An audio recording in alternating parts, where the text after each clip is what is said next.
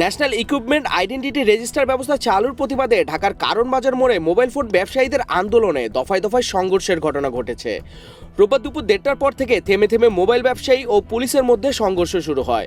পরিস্থিতি উত্তপ্ত হয়ে উঠলে পুরো এলাকার রণক্ষেত্রে রূপ নেয়।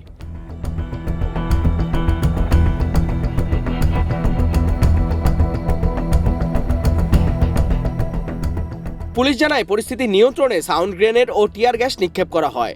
সংঘর্ষের খবর পেয়ে ঘটনাস্থলে অতিরিক্ত পুলিশ মোতায়েন করা হয়েছে, পাশাপাশি সেনা ও র্যাব সদস্যদেরও নামানো হয়।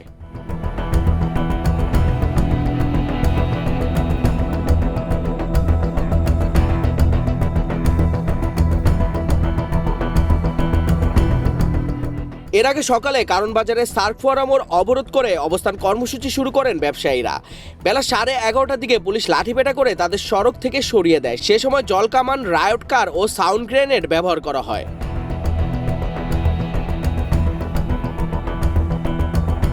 দুপুরের দিকে ব্যবসায়ীদের একটি অংশ ফের সড়কে বসে পড়লে পরিস্থিতি আবার উত্তপ্ত হয়ে ওঠে। পুলিশ জলকামান ও লাঠিপেটা করে তাদের ছত্রভঙ্গ করে দেয়। এ সময় কয়েকজনকে আটক করা হয়। আপনারা ট্যাক্স সহনশীল করে দেন, আমরা ট্যাক্স দিব, আমরা ট্যাক্সের বিপক্ষে যাব না। ব্যবসায়ী ছোট হোক বড় হোক, সবাই যেন ট্যাক্স দিয়ে বাংলাদেশে মাল ইম্পোর্ট করতে পারে। মোবাইল বিজনেস কমিউনিটি বাংলাদেশ জানিয়েছে, এনইআইআর ব্যবস্থা বাতিল, বাংলাদেশ টেলিযোগাযোগ নিয়ন্ত্রণ কমিশন ভবনে হামলার ঘটনায় গ্রেফতারকৃতদের মুক্তিসহ একাধিক দাবিতে এই কর্মসূচি পালন করা হচ্ছে। সংগঠনটি পরিবার সহ অবস্থান কর্মসূচির পাশাপাশি অনির্দিষ্টকালের জন্য সারা দেশে সব মোবাইল ফোনের দোকান বন্ধ রাখার ঘোষণাও দিয়েছে। আমাদের প্রতিশ্রুতি ছিল যে আমরা শুল্ক কমাতে সক্ষম হলে আমরা এনইআর চালু করব। যেহেতু আমরা শুল্ক কমাতে পেরেছি, সেজন্য এখন থেকে এনইআর চালু থাকবে। পাশাপাশি আমাদের যারা ক্ষুদ্র ব্যবসায়ী আছেন, আপনারা জানেন যে তারা শুধুমাত্র বিদেশ থেকে আনা ফোনই বিক্রয় করেন না, দেশে উৎপাদিত যে ফোনগুলো আছে সেগুলো তারাও বিক্রি করেন। বৈধভাবে আমদানি করা যে ফোনগুলো আছে সেগুলোও তারা বিক্রি করেন। সুতরাং তাদের দোকানপাট সিন্ডিকেটের মাধ্যমে ধমক দিয়ে বন্ধ রেখে তাদের রুটি রুজির উপরে যেই ব্যাঘাত ঘটানো হচ্ছে, আমরা এটারও নিন্দা জানাই।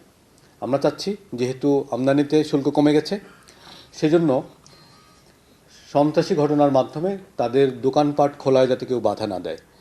এবং আমরা আশ্বস্ত করেছি, বিটিআরসি একাধিকবার আমাদের গণমাধ্যমের কর্মীদের মাধ্যমে জানিয়েছে যে 1 জানুয়ারির আগে যেই ডিভাইসগুলো দেশে এসেছে সেগুলো সচল হোক কিংবা অবিকৃত থাকুক, সেগুলোকে আমরা বৈধ করে নিব। স্টক লট হিসাবে সেগুলোকে স্বীকৃত করা হয়েছে। 7টি প্রতিষ্ঠান এর মধ্যে তাদের অবিকৃত ফোনের লিস্ট, IMEI লিস্ট জমা দিয়েছে। কিছু প্রতিষ্ঠান দেয়নি, তাদেরকে হয় ভুল বোঝানো হচ্ছে অথবা তাদেরকে বাধা দেওয়া হচ্ছে। তো এই ধরনের ঘটনা থেকে সরে এসে আমরা আশা করব যে সবাই এই প্রক্রিয়ায় শরিক হবে। এদিকে সকাল 10:30 থেকে শুরু হওয়া অবরোধের কারণে বসুন্ধরা থেকে কারণ বাজার পর্যন্ত সড়কে যান চলাচল ব্যাহত হয়। দীর্ঘ যানজটে ভোগান্তিতে পড়েন সাধারণ মানুষ।